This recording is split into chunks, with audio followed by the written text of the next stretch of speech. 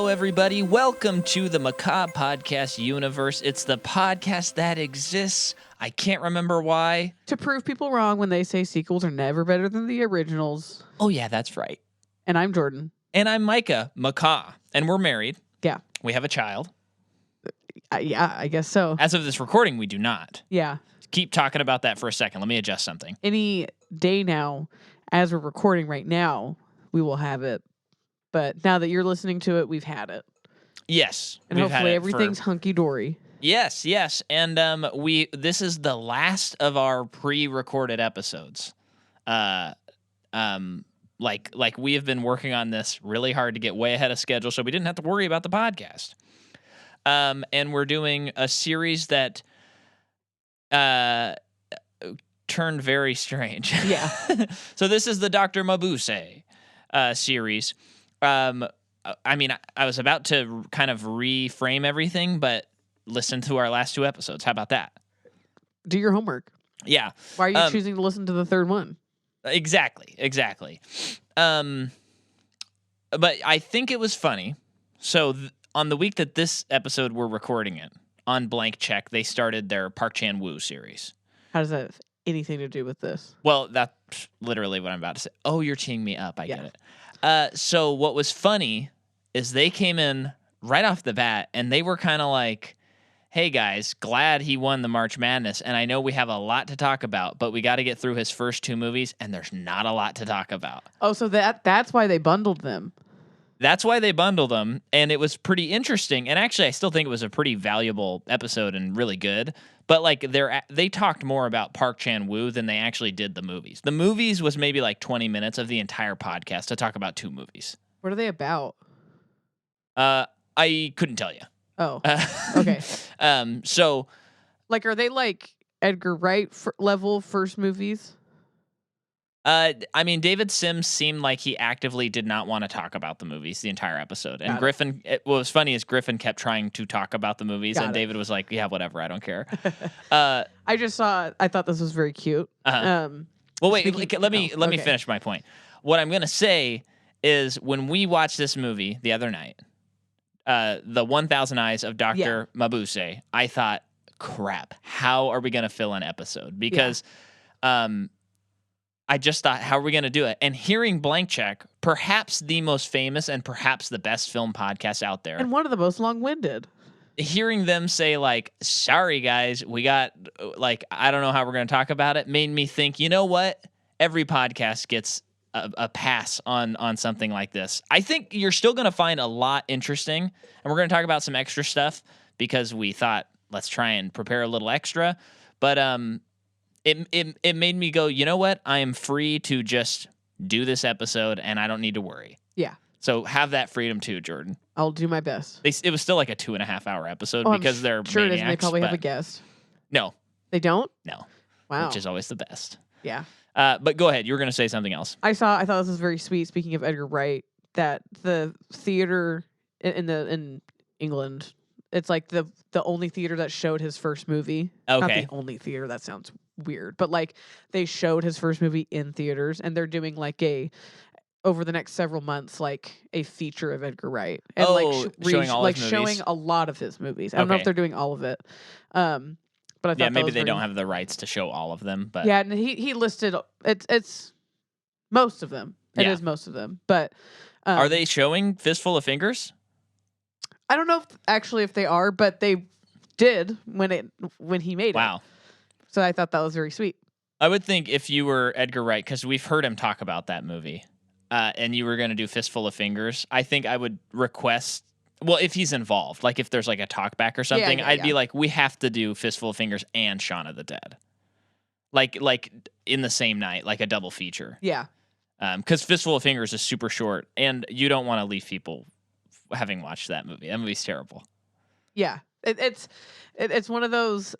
There are like some directors where you watch their first movie and it's like, geez, they all like that. This is what it was like at the beginning, like in a crazy like prolific way. And then you watch Edgar Wright's first movie, Fistful of Fingers, and it's like, okay, like you see like his talent and his artistry and stuff, but it's also like, phew, that makes me feel, I don't know. Yeah. It's like kind of nice and validating as an artist to be like, not everyone hit it out of the park first try.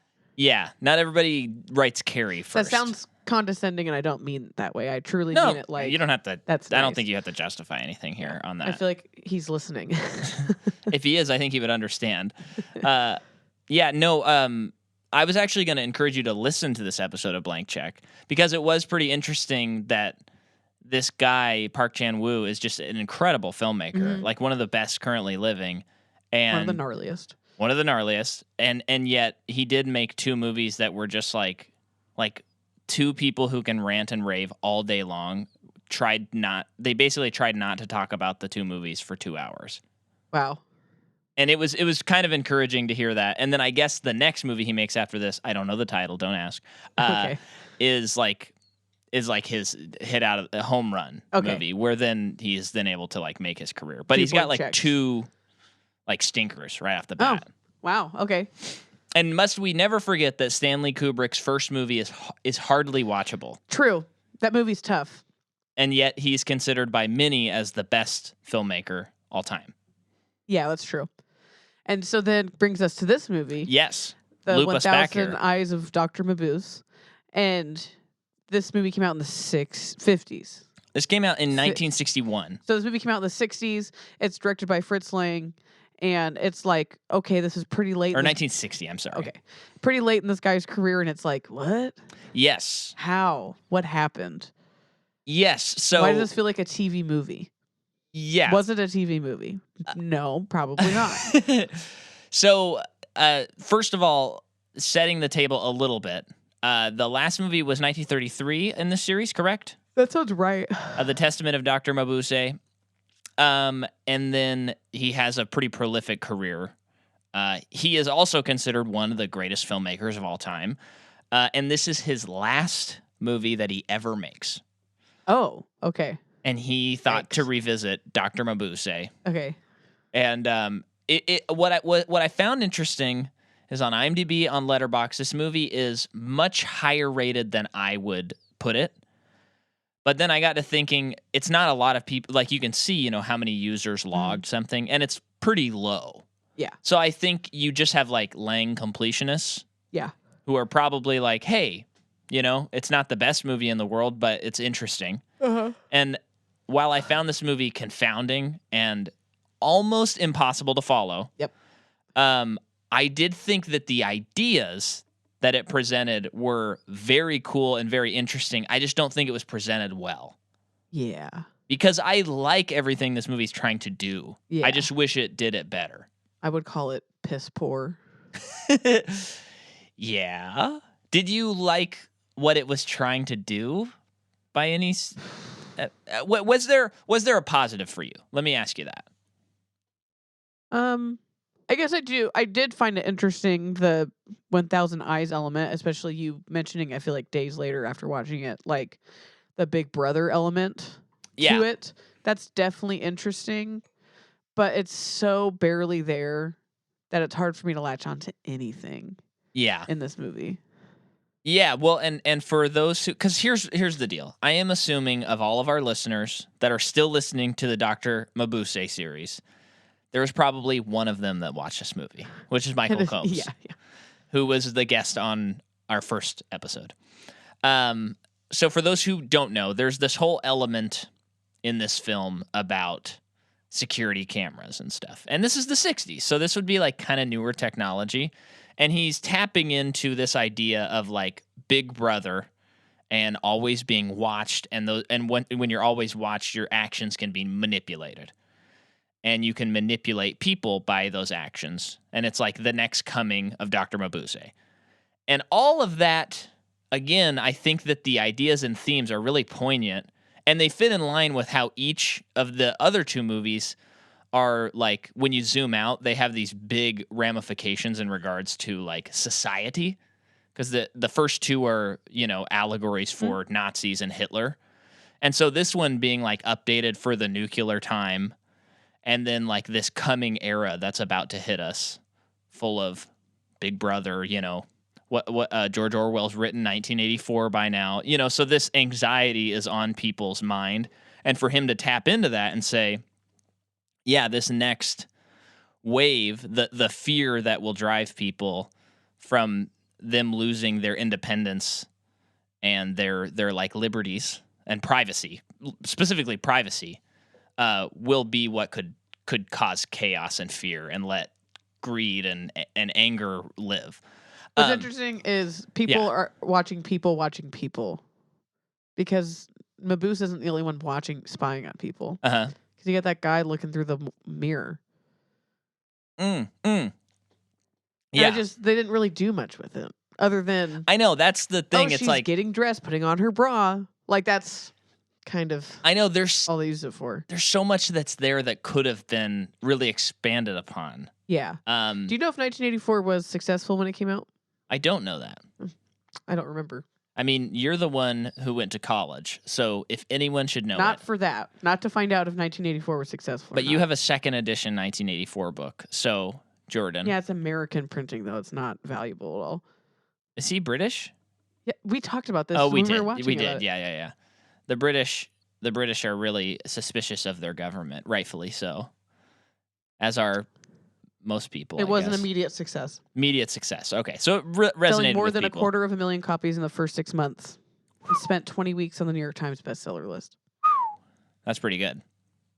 So, but I guess before we go fully in, the thing that I would say though is like, you know, you're probably listening and you're like, Micah, you were just pontificating about this movie pretty deeply there, but I do think I'm maybe reading.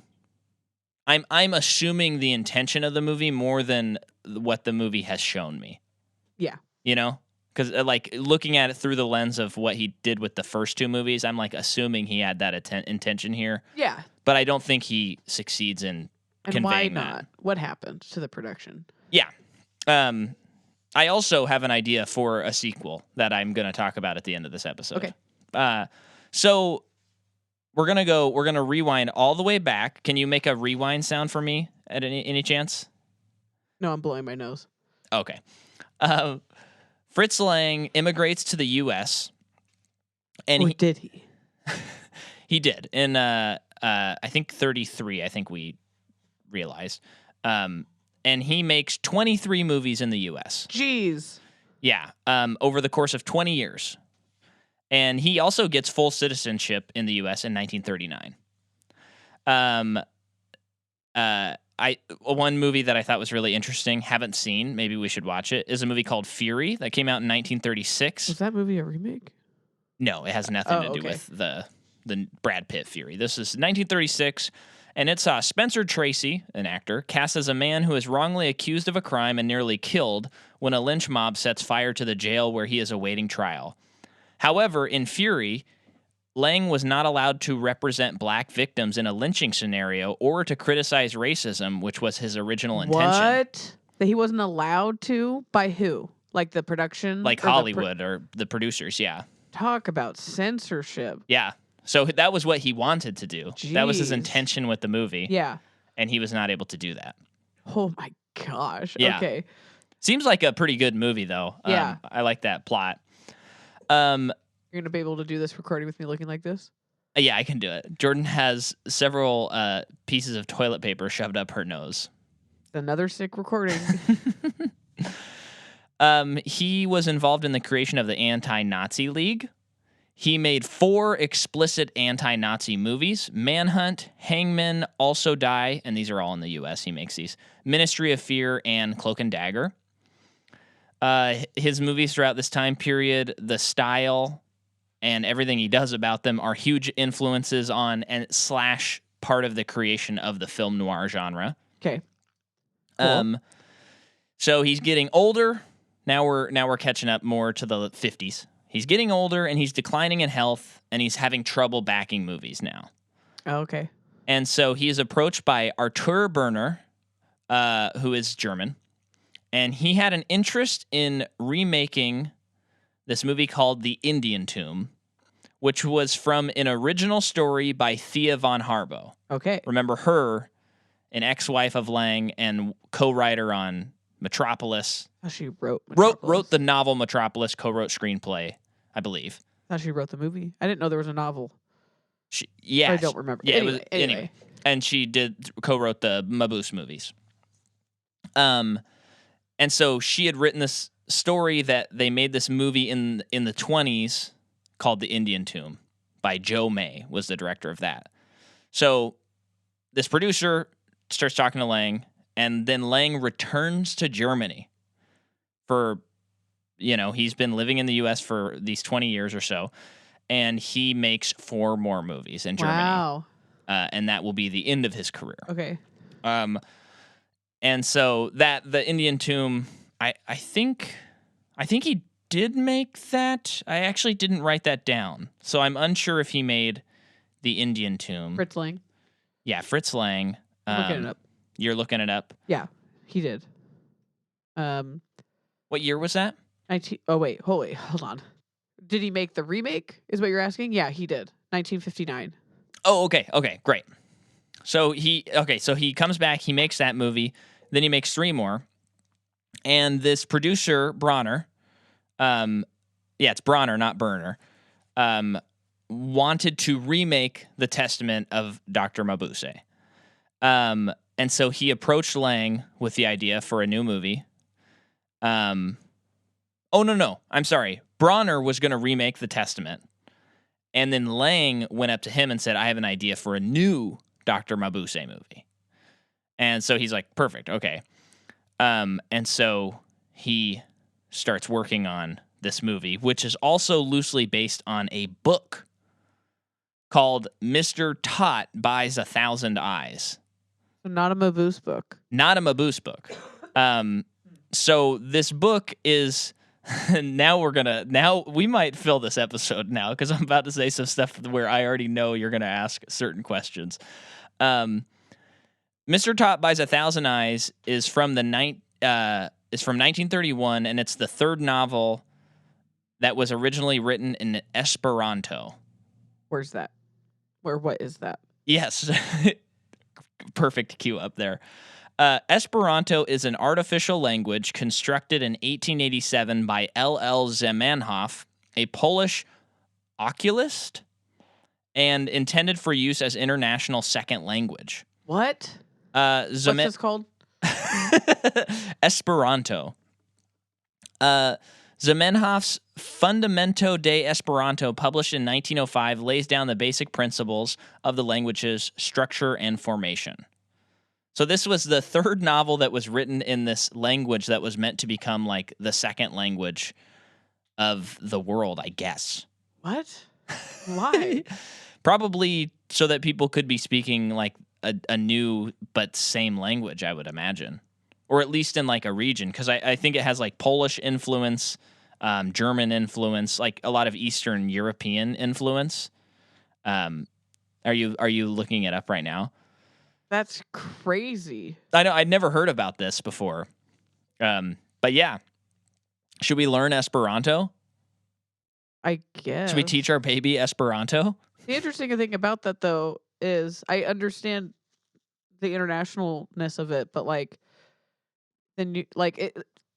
I know this person probably wasn't doing it, so like, let's get rid of all languages so we can all speak one, and then therefore we can all understand, and therefore all conflict will be over. Yeah. I don't think that's why this guy created it, but it's like, but then you're just getting rid of culture. Yeah. But I do think it's instead of, here's what's interesting though, instead of saying, hey, everyone should speak English, which would then be like colonization in a way. Yes. He's saying like, let's create a new language together.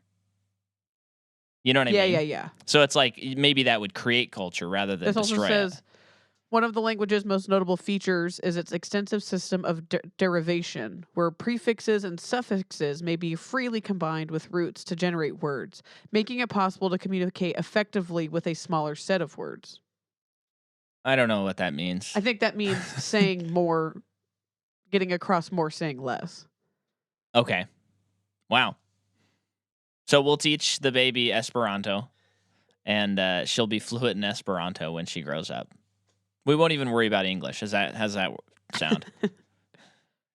Okay, so anyway, So this book is the third one that is written in that language, and it's by a man named Gene Forge. It's a fantasy adventure novel. So it's kind of loosely based on that novel as well. Okay. During the production of this movie, Lang was starting to become completely blind. Wow. And here's the thing. This was a little bit hard to research. This is sort of a lost movie, I would say. Yeah. I mean, you can watch it. You can watch it for free. It's on YouTube. It's on Tubi. So it's available, but no one's watching this. No one's like writing about this movie. So the history of it's not, there's just not a lot there. So I saw this thing that says the success of the movie made way for the following movies, but I also don't have box office for this movie. I don't have any proof that this movie actually was successful. Okay.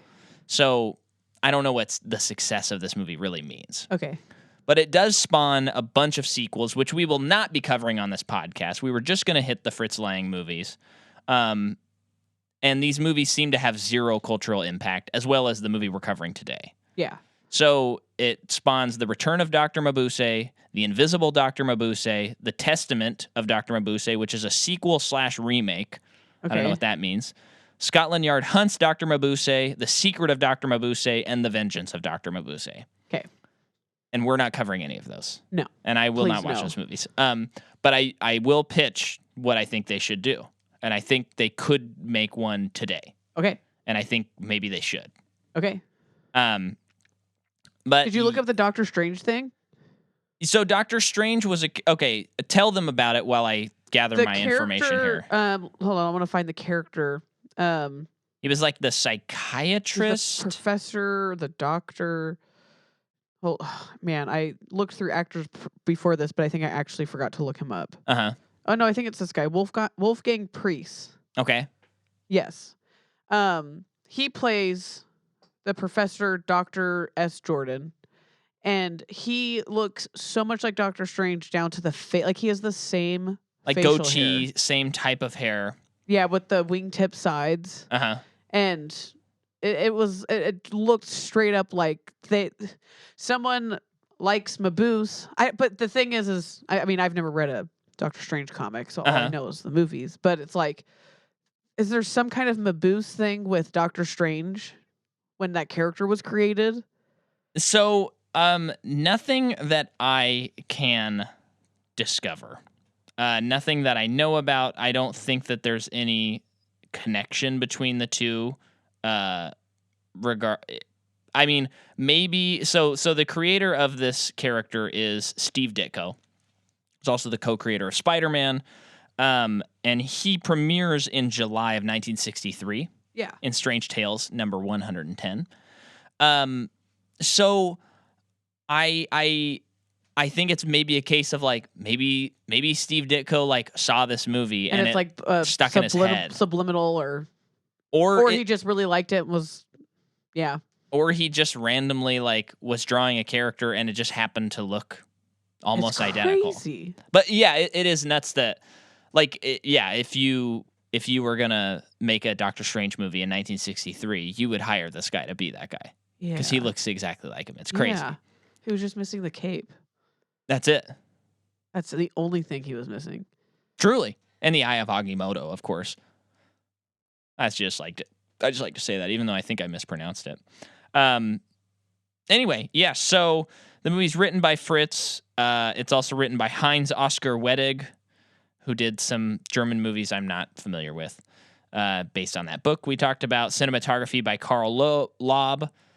Music is by Gerhard Becker. It comes out September 14th, 1960, and it reteams the art director Eric Kettelhut and Fritz Lang, who the last time they worked together, according to the IMDb trivia, which is not always accurate, was Dr. Mabuse, the gambler. Okay. Wow, that's a long time. Yeah. So this is what I have for this movie. So for actors, Dawn Adams plays Marion Mennel, our heroine character. She is... So you didn't see anything about like why they were speaking in English? Because a lot of these people are German, but this woman is English. No, but I'm thinking about like, a few years later, there's still like the spaghetti west, or there's the beginning of the spaghetti So like westerns. shoot it in English because it's probably going to do better. Like they'll probably make more money.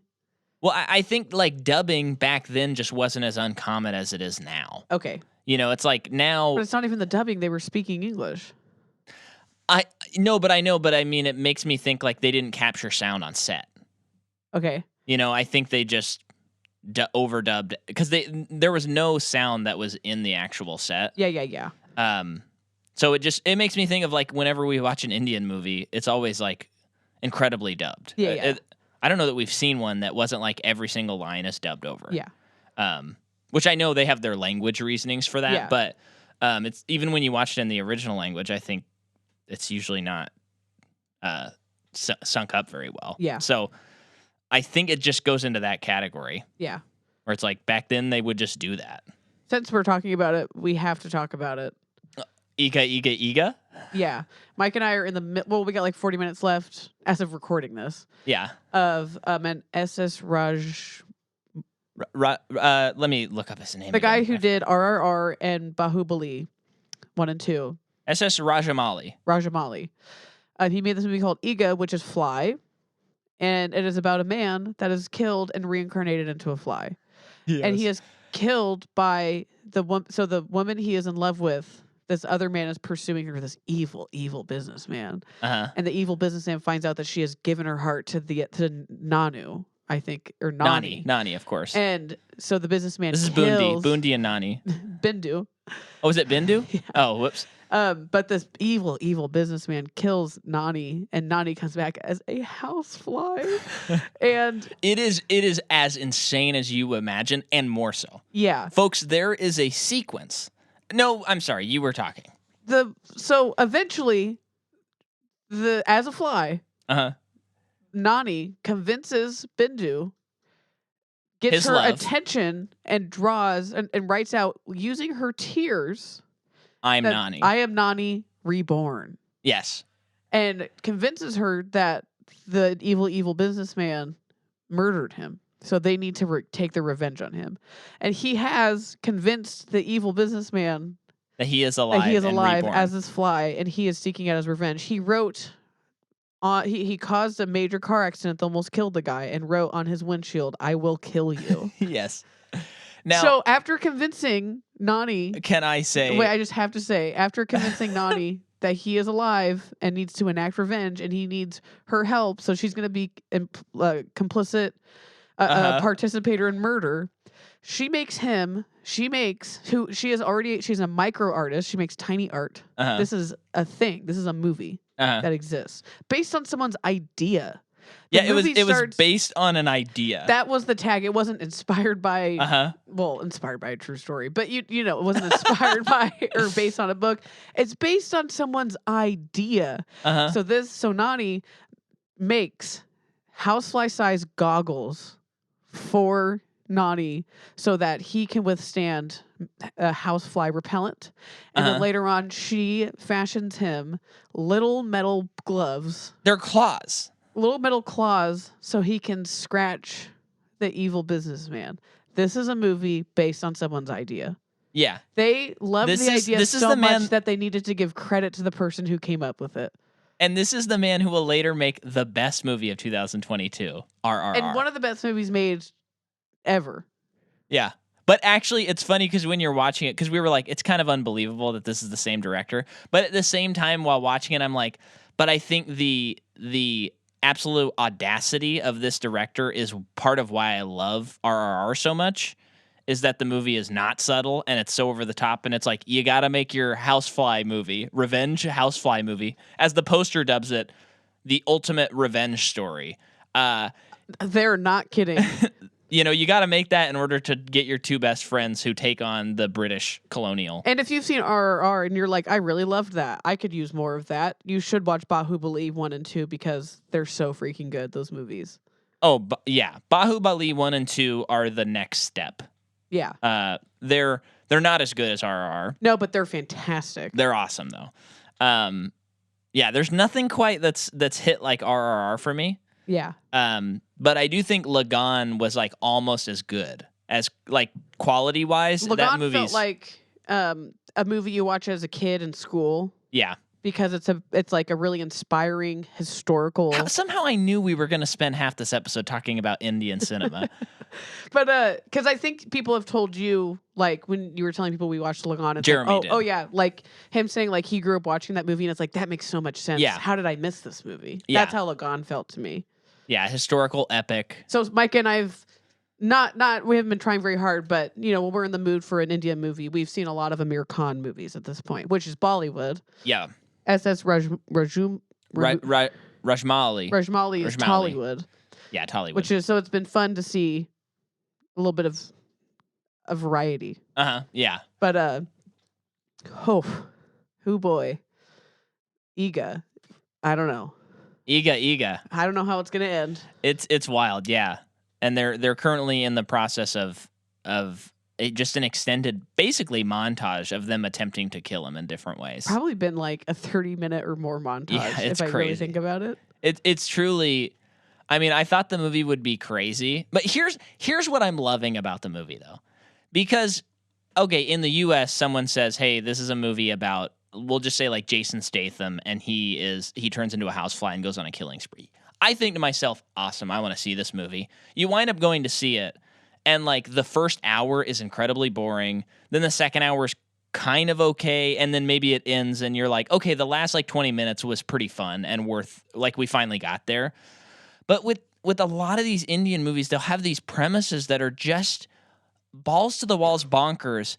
And the movie is just balls to the walls the whole time. Yeah. And so you're not like this movie absolutely delivers on the premise, man turned into housefly.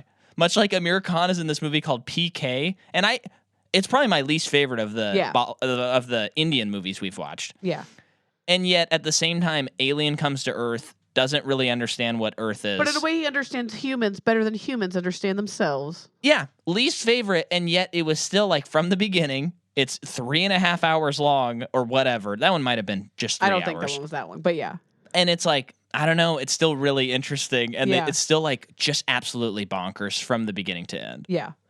So they just deliver on these premises from our very limited experience of watching a very small amount of Indian movies. They Yes. seem to really deliver on their premises. And this movie, Iga, is really a cautionary tale that if you are a tease to somebody, someone's interested in you and you are interested in them, but you like playing hard to get, and you do that for 2 years, and then you're finally like, I think I'm ready to confess my love for this person after 2 years of him being a stalker, Uh-huh.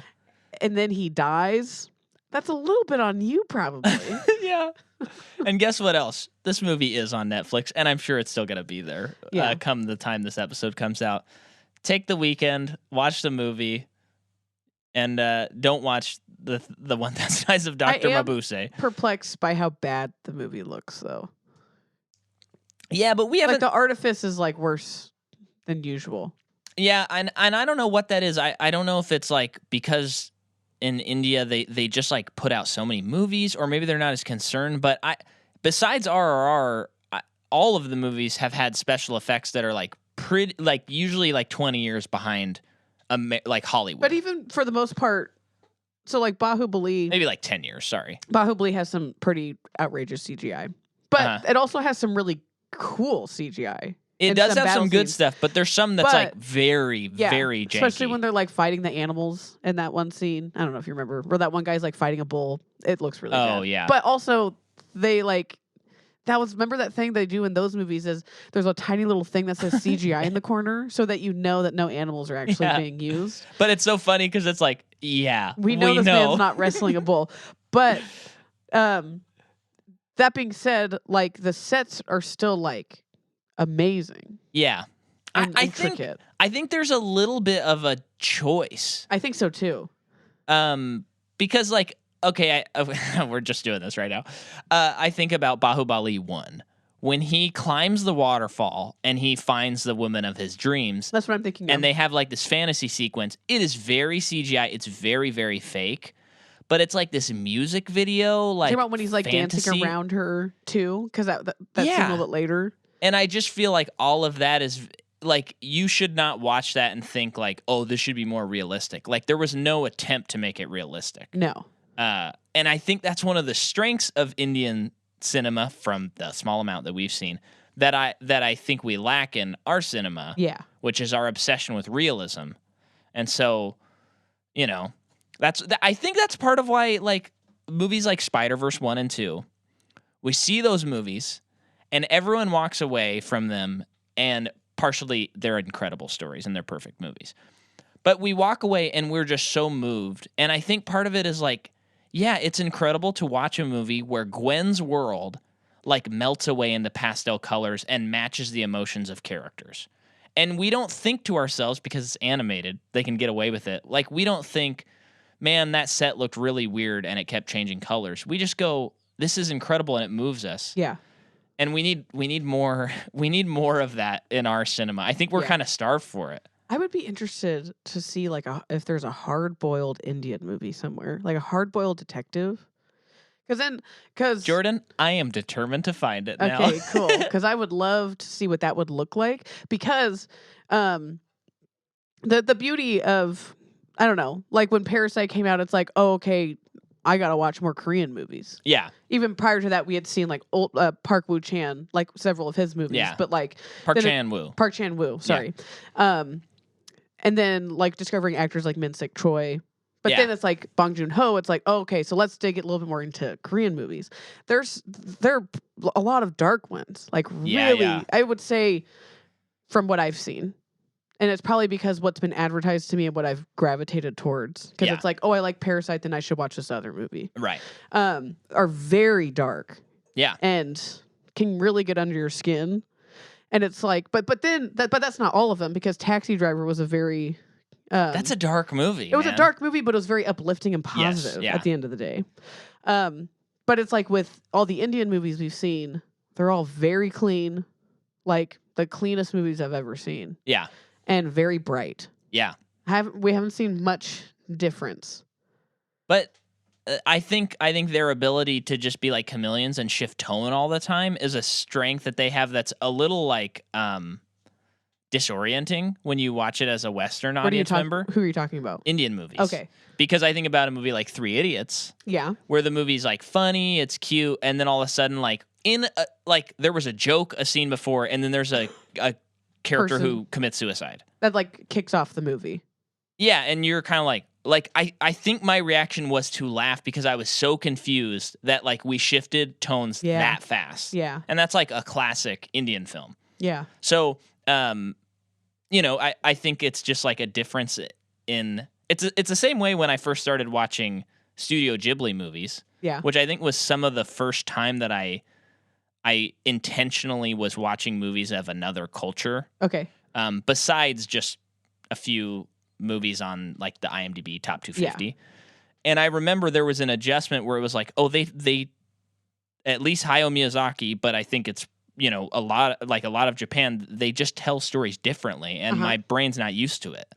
So it's like a switch. I have to like trust that there's certain things that are shorthand that I don't understand. Yeah, I agree with that. I even in the some Japanese books that I've read, like there's one that we read, The Memory Police. Yeah, I did not finish that book. That it's like award-winning, incredibly successful book. I didn't like it very much, but I think because I had a Western expectation of storytelling. Yeah. So when it ended, it kind of just ended, and it's like, what happened? Yeah. And I don't think, and the book was well written, but and then a couple of other Japanese books that I've read / listened to on audiobooks are also just very different. Yeah. And how they're told. And it's like, I think like you're saying, I'm not used to that story structure, whatever it is, which to me, it's still indefinable because I haven't read enough. Well, yeah. And I think a lot of it is like, it's not necessarily definable. What's kind of interesting is I feel like South Korea, again, I'm not an expert in foreign language films. Yeah. But like, I think South Korea is maybe the easiest for Americans to jump into because there is usually like a criticism of capitalism that we relate to. And there is just like I've found that like most of the Korean movies I've watched are like, I could recommend this to just about anybody. Yeah. And it's very much its own thing. Yeah. But it feels like more accessible. It just feels like Bong Joon-ho's movies and Martin Scorsese's movies aren't that different if Yeah. you break them down. Yeah. You know what I mean? Like, it feels like the bridge between America and South Korea is a shorter bridge than other countries, like artistic language, maybe. Yeah. Yeah. Yeah. Because, like a movie like Parasite, it's very not American, and yet I think it just resonates with Americans so much. That's why it won an Oscar. Mm-hmm. And we'll see what happens with Indian movies because RRR clearly resonated with Americans as well. Yeah. And I remember reading last year that SS Rajmali said that he was like, Americans are starved for good action. Mm-hmm. And Yeah. he's right. Yeah. And John Wick 4 this year also proves this point where it's like we saw that movie 2 days in a row because we were like, action. Yeah. Like good action. Yeah. Yeah. Put a dance number in there. Don't be afraid. Just do it.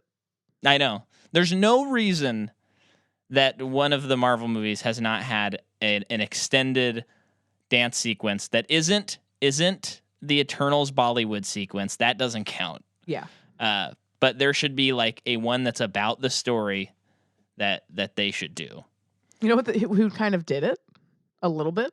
Who? Peacemaker. With their intro. They did, yeah. Everyone's dancing. Yeah. It's a pretty awesome intro to a show. I mean, I think because of the way they've made Thor, and part of this, it sticks in my ear because of Patrick Willems making a joke about how the new Thor should have an extended dance number in it. Oh, did he say that? Yeah. But I do feel like Thor would make the most sense. Why? Because they've made him just like such a goofy character that it's like he would work. And it's so mythological that, like, if you wanted to do a music video, like Natu Natu scene with Thor, that would be the movie to do it in. Okay, let's do it. And then, I mean, if they're gonna do it, they gotta keep up their Matt Damon, Russell Crowe, cameos. Just throw them in it too. I'm joking. No. But here's what I want. I don't want like someone in a Marvel movie to be like, "Hey, let's dance for this theater." I want it to be like a part of the narrative that. And like it's not, RRR. Yeah, it doesn't wink at the camera. Yeah. It is like we are unapologetically Thor has to do a dance off against Loki, otherwise like Midgard will be destroyed. The closest thing we've got is in Guardians when he tries to dance off with Ronan, the accuser. Yeah. But we can't judge a James Gunn movie against all the other Marvel movies. No. It's not fair. It's unfair for all the other ones. Okay. I was on Dawn Adams and covering the actress. Yes. Oh, yes. What movie are we talking about? 1000 Eyes of Mabuse. So she is our heroine. Uh-huh. She is also in The Hour of 13, Young Bess, The Love Factor. And then Peter Van Eck plays... Okay. I swear that they called this man Taylor the whole movie. They did. They absolutely did. This is the character's name. No. Henry B. Travers. They said Taylor. They said Taylor. So Taylor. I'm calling him Taylor. Yeah. Peter Van Eck plays Taylor. That name sounded very familiar to me when I saw it. I don't know why. But I was looking at his bio. He is German. Uh-huh. And he... In 1937, he arrived in New York via Cuba. So he fled Germany. Okay. And the bio is kind of like, and then ironically, a lot of his career is spent playing Nazis. Because he's fair hair. Yeah. Like blonde hair, blue-eyed dude. And very villainous looking. Yeah. And this is the main character. Our this main is character. like the good guy, right? Yeah. So yeah, he was destined to be typecast as stereotypically scowling, arrogant Nazi officer. This was ironic because being an avowed anti-fascist, he had left Germany in 1931. Okay. 2 years before Hitler even came to power. Okay, wow. Just it's going to be so easy for me now to remember 1933. Testament of Dr. Mabuse, Hitler's rise to power. Boom. Yeah. And then after the war, he returned to Germany, where he continued to appear. He appears as an American in a lot of movies, actually. But, okay. As well as being, like, appearing as a Nazi and stuff too in Okay. movies. And then Gert Frube plays criminal Commissar Cross, who was the detective. The Interpol guy? No. Oh, the American detective. So yeah. he is Goldfinger. Okay. He is Goldfinger.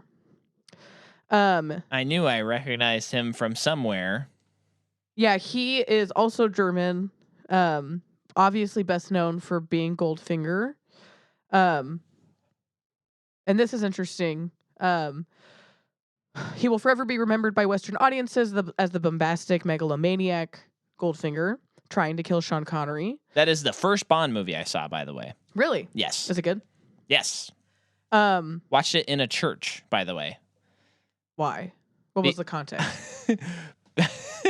Because there was like a men's movie night, and the worship pastor chose Goldfinger, which, by the way, has a scene where, I mean, of course, there's always sex scenes in Bond to some degree. They're always it's a 60s movie. It's not that bad. But there's a scene where there's like a woman who's been killed, like painted gold. Yes. And she's naked. And you like, I think you like see her butt kind of. And we watch it like projected on the screen in the auditorium at Rogue Valley Christian Church on Oakdale. Great.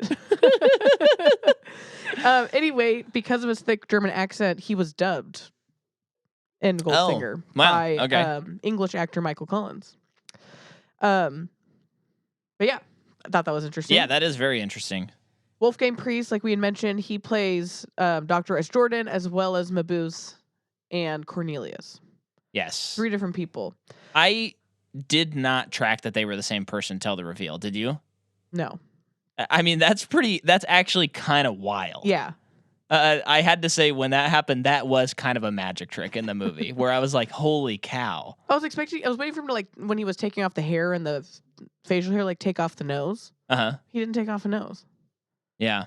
You know what I mean? Like, he just looked so different. Yeah. It was crazy. So he is also German. Trying to see. So, okay, beginning in a couple of early 40s German films, World War II interrupted Priest's movie output for quite some time. But in many ways, the war never left him. He would continue playing wartime colonels, generals, and field marshals for the duration of his prolific career. So I think he also left Germany. Yeah. And then came back after the war. Okay. He is in things as... he's also in A Bridge Too Far, The Boys from Brazil, The Train, and much more. Okay. I think that's enough, right? No, one more. Oh, okay. Werner Peters, who plays the Interpol guy. Okay. That had the most annoying laugh. Uh-huh. Captured on film. Confirmed. Well, it doesn't get much worse than Jared Leto as the Joker. Well, that's true. Ha, ha, ha, ha. So this is interesting. So he's German as well. He is initially started out as a comedian. Okay. After military service in World War II, he reinvented himself as a serious dramatic actor. And I'm just looking at his bio on IMDb, but it's like, who did you serve with in World War II? Okay. If he's German, I don't know. It doesn't say. Okay. And I guess wait. What's his name? Werner Peters. And that's a W, right? Yeah. But also with him, he moved to the West in 1955 to portray Nazis, corrupt establishment figures, sinister spies, and reprehensible Philistines in local and international films. His Wikipedia does not say anything about his military career. Okay. I'm guessing he didn't, though. Film started with Peters worked in West Germany, appearing mostly in supporting roles in popular movies. He also established himself in the European and international film industry by frequently playing sinister German or Nazi characters. I don't know. I kind of feel like if you're a Nazi, you probably wouldn't want to... I don't think they would... he would be in prison, so he could... Yeah. And potentially executed. And I don't think Fritz Lang would really want him on his set. I don't think so if either. if he used to serve It's with just the Nazis. it just feels like it's worth noting who he served with in his Yeah, bio. I wish we had that information in front of us. But he is in other things such as The Devil Strikes at Night, Battle of the Bulge. That's a great time for the devil to strike, if you ask me. And more. Okay, well, let's dive in. Yeah. Jordan, we've done pretty good. We've done pretty good. So the movie begins. And I think, I mean, we can kind of fly over, right? Or do you want to get really specific? I don't know how to get specific. Yeah. I mean, on the critical level of this movie, the information is doled out in such a way that it is truly like impossible to understand. There is like no tone. It's like devoid of a tone in this movie because it's just it all feels like exposition. And it's like listening to a podcast, but it's a movie because there's every scene. It's like this happens and this happens and this happens and this happens. I mean, it was. We paused it 20 minutes in, and I was like, "Oh my gosh, this is crazy." Yeah. I will say, without a doubt, the 4.5-hour movie, Dr. Mabuse, The Gambler, felt half as long as this movie, for sure. This was like pulling teeth a little bit as a movie. I had like I can't believe we have to cover this on the podcast feeling. Yeah. If we hadn't, I would not have finished this movie, for sure. Yeah. But it's interesting, though, because the first two movies, the production value is just so incredible. Yeah. And this movie, it just like this is probably the first like old black and white movie that I've seen that's like I can tell how bad the production is. And he's back in Germany. I don't know what the Germany state is, like how their economy is, but maybe less than 20 years after the war, they're probably not the best, like economically. I don't know. So he's getting a movie made, but it must be like really shoestring. Maybe. Because this looked bad. Yeah. But anyway, there's this man that's killed similar to a fashion as the Testament. Yeah, shot from another car. Yeah. And this is when like a cool idea could happen that they do capitalize on, but in a way that doesn't make a lot of sense. And then we're introduced to this man named Cornelius who looks very strange. With blind, and he's a fortune teller. Fortune teller. And he basically, throughout the movie, he will predict things that are going to happen. But we find out later in the movie that he's part of this. He like is the new embodiment of Mabuse. Yeah.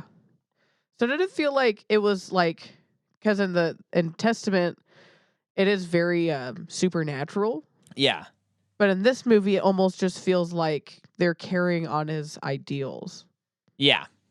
Yes, that's what I got from it, too. Because, so throughout the movie, there's all these things that are happening, and yet they have these cameras all over this hotel, the Luxor. And so, like, Cornelius will he'll say, hey, someone's about to die. And then, but he's set out a hit for that person. And there's I'm like, that's interesting. Yeah. There's a scene when all of these dudes around a table, I think they're like the police or something, detectives discussing that all of these high profile people who have died recently kind of all stayed at this hotel. Yeah. And they believe their next target could be this guy, Taylor. Yes. So while that's happening, Taylor is next to this window where this woman is going to jump off and kill herself. And this unravels this whole plot that was tough to understand, but again... and incredibly sexist. I'm just going to say it like it is. It is, sure. It is like... Because the movie was so bad. Yeah. It's like, hard to forgive. This is annoying. Yeah. Because he saves this woman's life, or gets her off the ledge, brings her in, and then in a matter of hours falls in love with her. But more than anything, it's like this possession. It's like, I saved you and now I'm responsible for you, and I'm in love with you because of what I did for you. Yeah. And it's poor it's not like a thing that they're trying to speak on. It's just that's it. Now I will say I'm not defending it because it is. But also, we do find out later that the entire thing is fabricated. It is. So her emotions, at least at the beginning, and her like latching onto him are all part of the plan. But then she does fall for him, which But then I'm confused about that. well, they're trying to get his money. He's got like a ton of money. Yeah. So they want him to fall in love with this girl, and then she can write him into the will. Well, he can write her into the will. And then they'll kill him. Yeah. And then she'll get all the money. So like that's like the plot of the movie. But oh my gosh, you got to go on a freaking journey through the backwoods down like 1,000 different roads. Yeah. To even figure that out. Yeah. I'm kind of surprised that I was able to like when the movie ended, I was like, okay, I understood the plot. Because of course, like any like thriller, you don't find this out until the very end. Like that's the twist. And it's like, was I supposed to latch on to any of that prior to this? Right. Because I have no idea what happened. Yeah. So, and like the doctor that comes to check on her is also Mabuse. Yeah, that's Doctor Strange. In disguise. And there's another one. There's 3 guys, right? Or is it just those 2? I think it's when he takes off both disguises. He's Dr. Mabuse. But yeah, I'm trying to figure out how to. I feel like we kind of talked about. But he's the like whole her movie, doctor and tends to her because she attempted suicide, so she's not well. Yeah. So he's like making sure she's okay. Taylor's like, I like this person because of what I did for her. Right. And then you have this other dude who sells life insurance. Who he like hangs out around the hotel all the time, and I think he's caught on to all these people dying. Yeah. Around the hotel that he's like starting to hang out here as a life insurance agent. Right. Yes. To try and sell it, which is like, well, that's fun, interesting and funny. Turns out though that he's an Interpol agent. Yeah. Okay. Right. And then what? Well, yeah, there's Okay, well, this is what I was confused about. Okay. So the reason why the woman attempted suicide is because right before she went to the ledge, she had received a telegram. And then for much of the movie, we don't know what the telegram said. Yes. And we did, prior to even being introduced to her, we saw this man's feet, and he has a club foot, and he's typing out or doing the telegram. Yeah. Stop. And then we find out later on that it's... Oops, I just said F you. Later on, we find out I burped. That's what we find out? We find that out, and I just did it. That the telegram came from her husband, who she's like estranged from, but still married to, run away from. He sent her the telegram basically saying, like, you can never escape me or something, right? Yeah. And then later on in the movie... the husband finds her. Well, I guess he already knew where she was if he sent the telegram. Yeah. I just don't get how the husband plays into any of it. So this is like to bring them even closer together because then they fake his death. So this is all part of the plan. Oh. He comes there. They fake kill him. It was a gun with blanks that Taylor shot with. And then they're like, oh my gosh, we have to cover up this murder. That was, okay. Which that didn't make sense. It didn't make sense. And of course, it's like, well, once you reveal it, I guess anything makes sense. Right. Because the doctor comes in and is like, we're going to play this off like a heart attack. And it's like, the man was shot. Doesn't he have bullet wounds? Right. This doesn't work. Right. But then you find out that the doctor is Mabuse, so it's like... Yeah, so this is all part of the plan so that they'll run away together and then she can get written into his will and take all of his money. So the thing that they completely dropped... it kind of makes sense. Whatever. When you explain it, at the end of the movie, anything can make sense. Yeah. Where they really dropped the ball is I don't think they did it enough. But a couple times during the movie, they would cut to someone watching what was happening on a ton of video screens. And this is when I was like, this is exciting. It's interesting. Like, camera... showing someone pans out to reveal that someone is watching them, pans back in. And I'm like, okay, that's the Fritz Lang I know and love. Right. So, but I don't think they did it enough. No. I feel like they only did it 2 or 3 times, and it didn't really reveal anything. Well, the first time it reveals that they're all being watched. Sure, which but I think is next big. time that they did it, it doesn't really do anything. It's like reminding you, like, there's a random person back here on the video camera, like, watching everything. And it's like, I guess I was so lost in general Yeah. that I just didn't really get how it could work. Well, I mean, if I remember right, the second time they did it, it was either they're talking about covering up the murder, or it was characters talking about certain information. So it's cluing you into like whoever this main bad guy is, he will know this information. I think it worked. Personally, to me, it did. Okay. It was like the only exciting thing about the movie. So I was like, take it. I was just so lost. Because this is what, like, I like the plot of this movie. I like the story beats of this movie. Again, I just don't think it's done well. But this idea of, like, being mass manipulated when you're being watched everywhere, and that can be used as blackmail. It can be used to set you up to do things. I mean, even in a way, there's, like, almost like a foreshadowing of the internet. I'm going to go there. I'm going to go, like, a very... That's not that crazy even a thought. Reaching for the stars.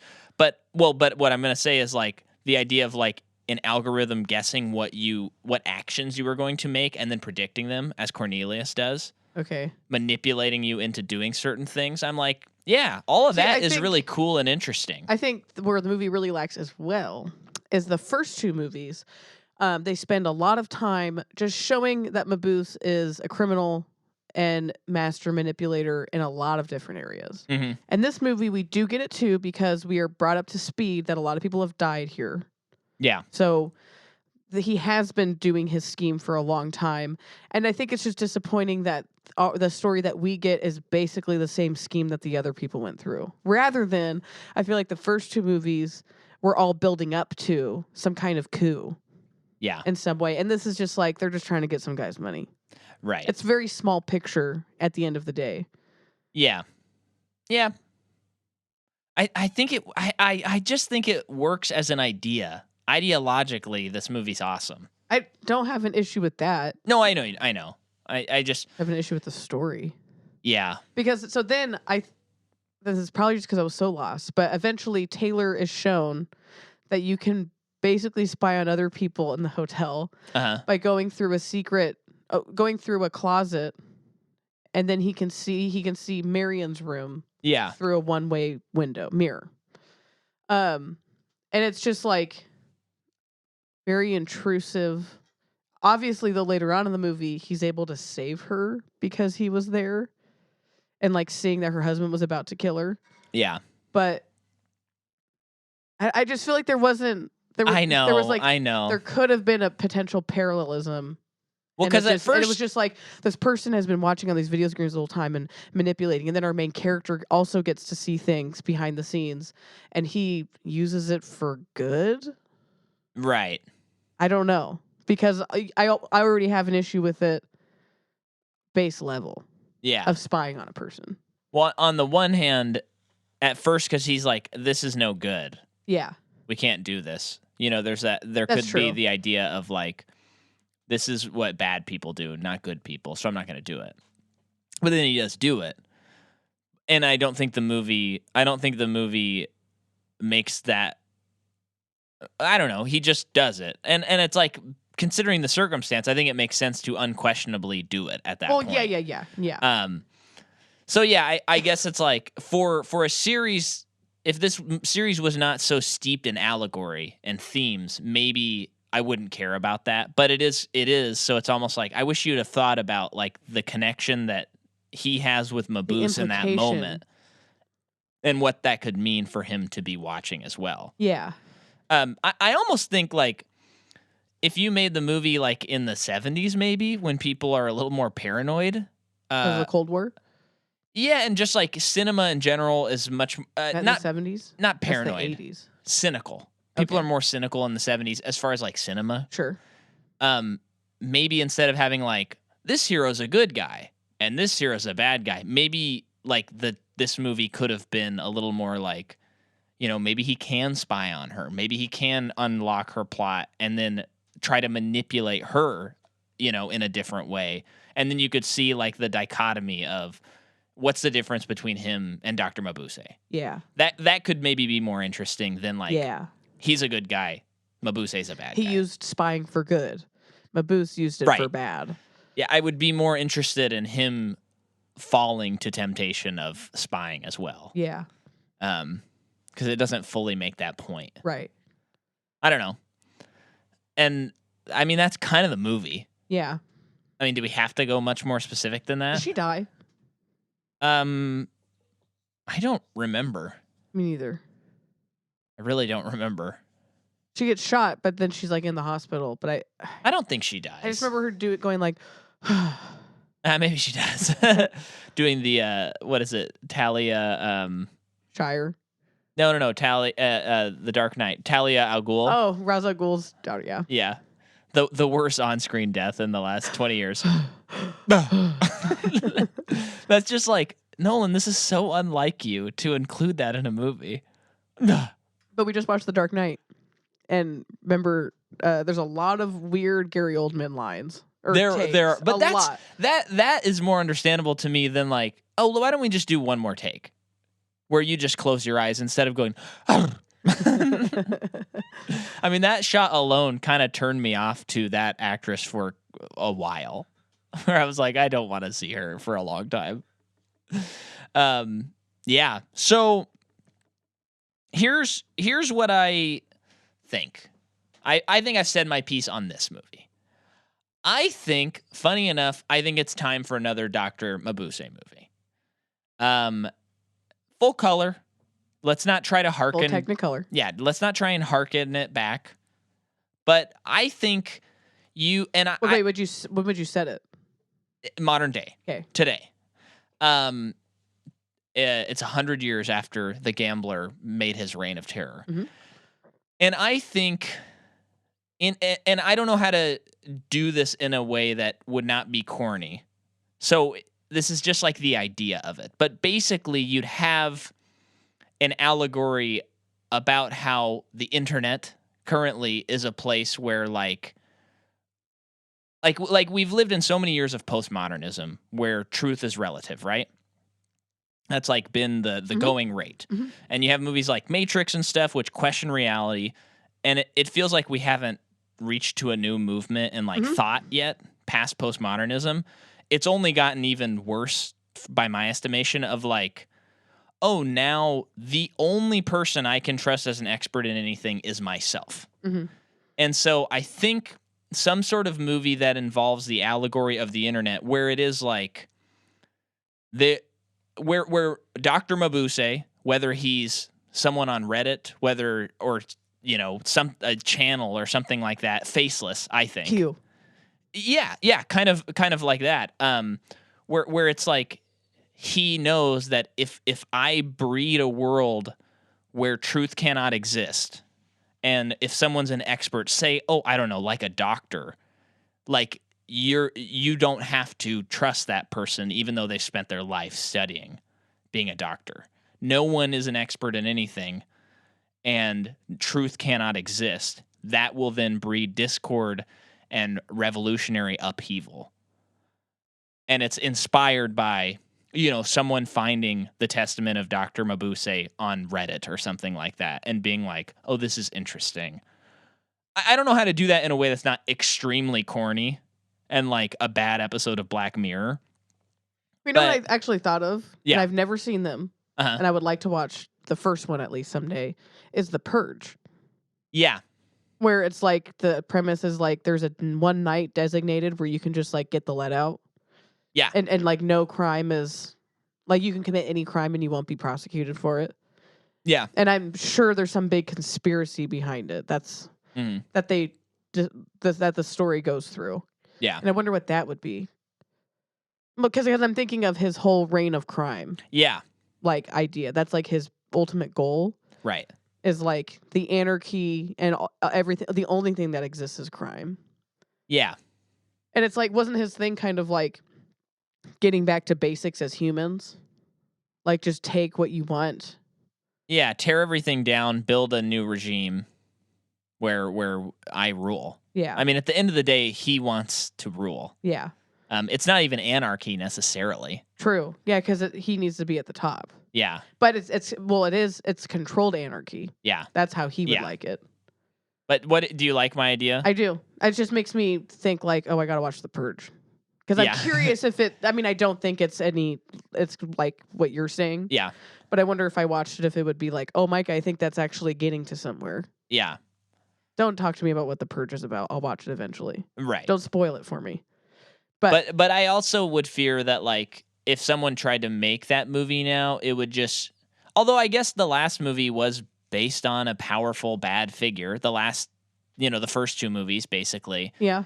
But sometimes when people set out to, like, basically be like, hey, I want to... Because in a nutshell, it's like what I'm describing is, like, making a allegory about, like, January 6th in a way. Yeah. That's what I'm talking about.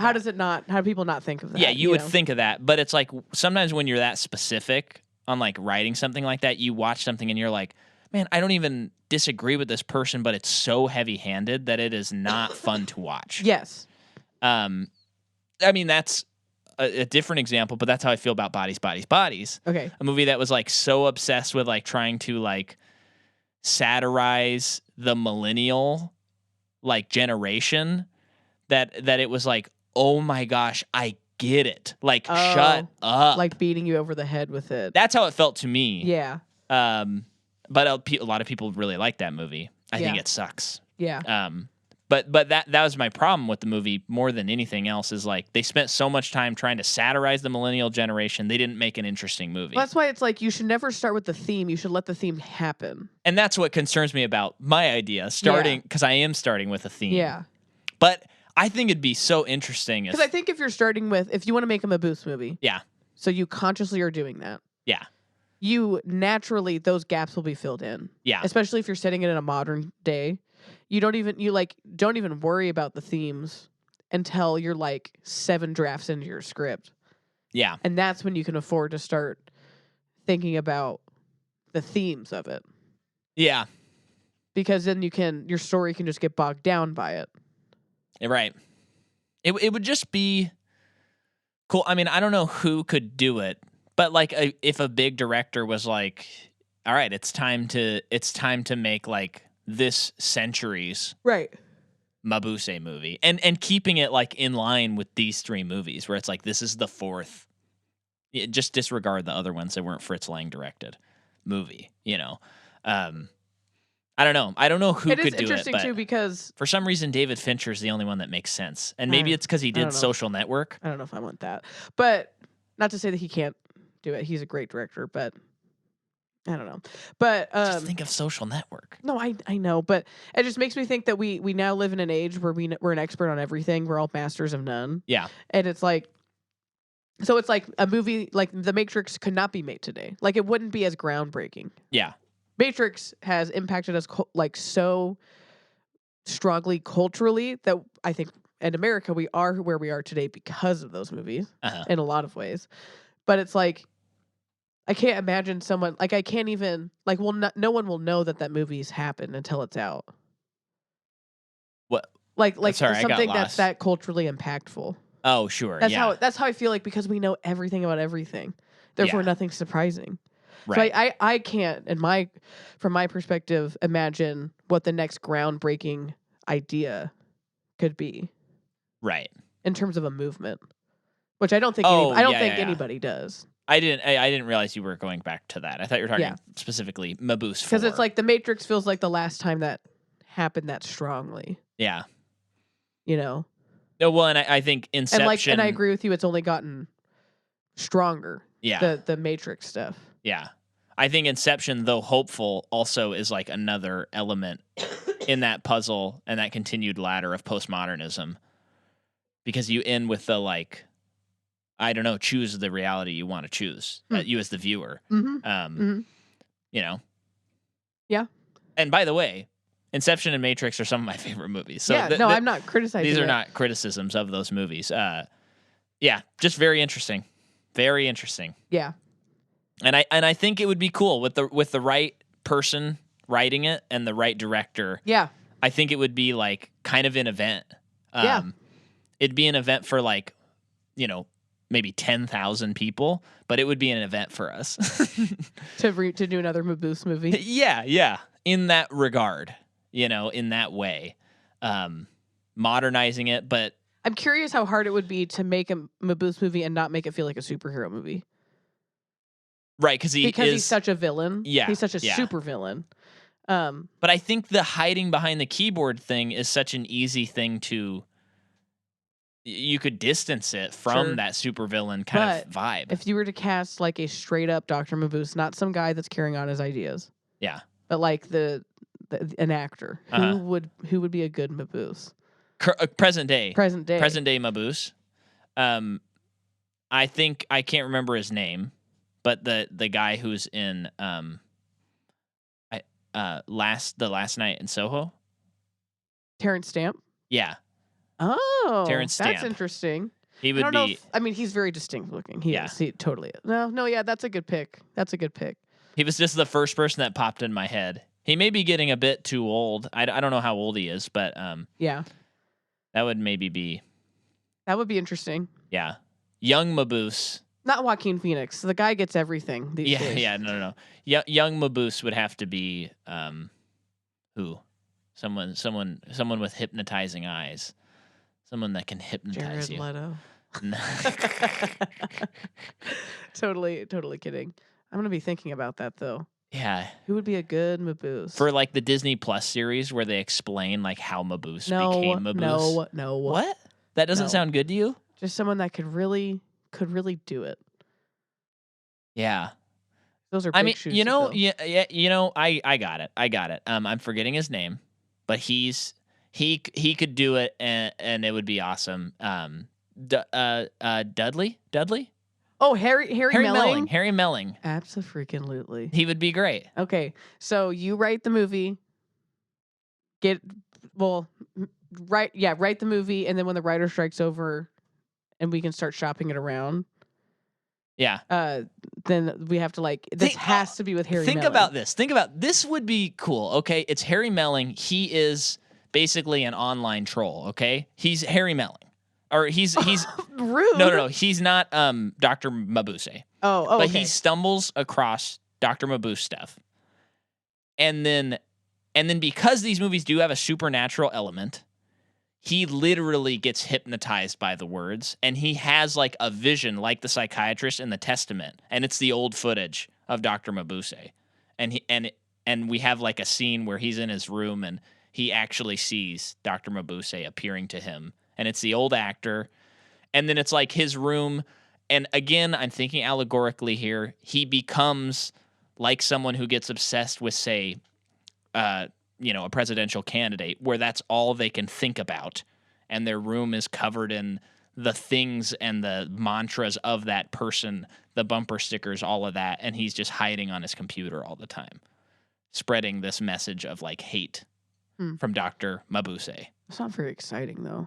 Well, I don't know what like the conflict would be, but like, I'm at like, how cool would that be if I'm saying that the words actually hypnotize him, and it's like his hypnotist powers from back then are able to translate. No, that's to cool. today. I like that. That's sweet. Yeah. Yeah, Harry Melling is my choice too. Yeah, he'd be great. Do you remember that Portlandia sketch where or Fred Armisen, sure. Where Fred Armisen is like in a basement and he has like greasy, lanky hair and he's sitting behind a computer and he's just scrolling through Facebook and Instagram and he just is so creepy looking and he's just looking at all these people's accounts and he always comments, "Beautiful." Yeah. Pretty funny. Yeah. But yeah, anyway, so that's my pitch. Cool. We did do it. Best movie, the ranking is from least to best, 3, 1, 2 for me. But 1 and 2 are really close. I think I'm going from least to best 3, 2, 1. Cool. I like The Gambler a little more than Testament. Cool. But Testament I'd watch. Oh, well, of course. Because it's shorter. It's not 4.5 hours. Yeah. Yeah. And so I guess I just want to say also that this last week, after we watched The Testament of Dr. Mabuse, we watched Heat. And then we were like, okay, we kind of unbeknownst to ourselves, watched 2 of the most influential movies on The Dark Knight. So then we rewatched The Dark Knight. Yeah. So that was fun. Yeah. The next 2 weeks, we're releasing a couple of Patreon episodes. And then we'll be back doing another series back from maternity leave. And we're not going to announce that. We'll announce that on those Patreon episodes next week. Oh, so I don't even know? We've talked about it many times. Oh. Yeah. So on Patreon, it's 22 Jump Street. Okay. We'll see you next week. Have fun, boys and girls. See ya.